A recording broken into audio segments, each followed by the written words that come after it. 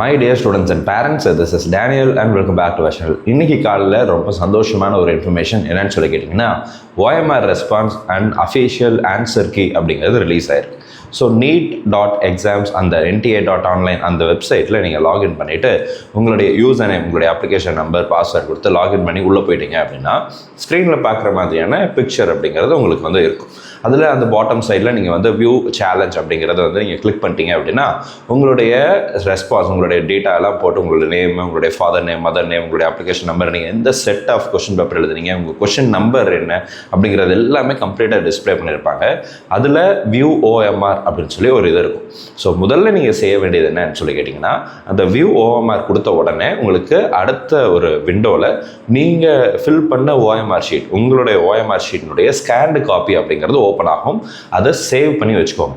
எக்காரணம் கொண்டும் அதை சேவ் பண்ணாமல் விட்டுடாதீங்க. அதை சேவ் பண்ணி வச்சுக்கோங்க. பின்னாடி அது ரொம்ப யூஸ்ஃபுல்லாக இருக்கும். ஸோ சேவ் பண்ணி வச்சுருங்க.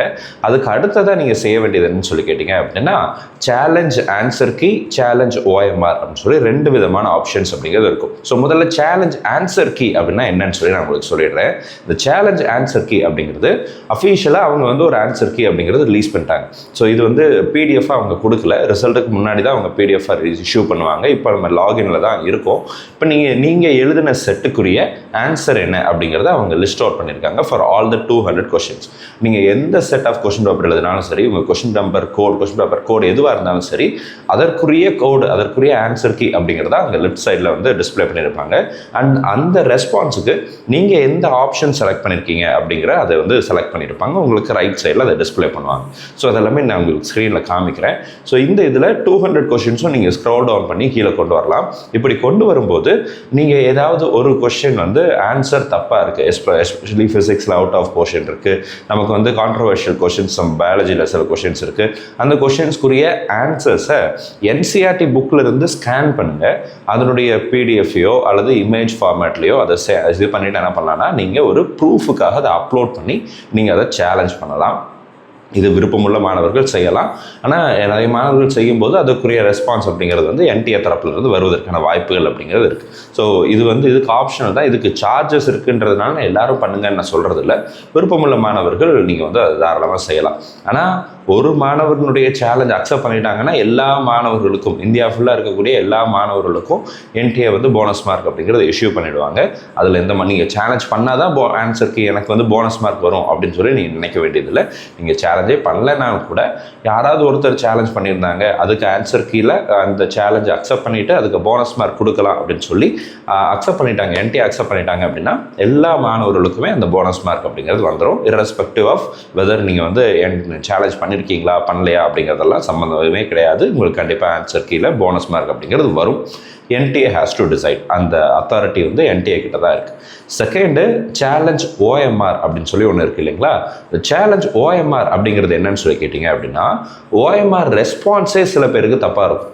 நீங்கள் ஸ்கேன் பண்ண PDFை சேவ் பண்ணி வச்சுக்கோங்க, அந்த OMR ஷீட்டை சேவ் பண்ணி வச்சுக்கோங்கன்னு சொன்னேன்ல, அது இதுக்காக தான். உங்களுக்கு தெரியும்ல, ஆஸ் அ ஸ்டூடெண்ட்டாக யூ நோ தட் எவ்வளோ கொஸ்டின்ஸ் நீங்கள் எழுதுனீங்க அப்படிங்கிறது உங்களுக்கு தெரியும். லாஸ்ட் இயரில், அதுக்கு முந்தின வருடங்களில், நிறைய வருஷங்களில் இந்த OMR ரெஸ்பான்ஸில் சில மிஸ்டேக்ஸ் அப்படிங்கிறது சில மாணவர்களுக்கு இருந்துச்சு.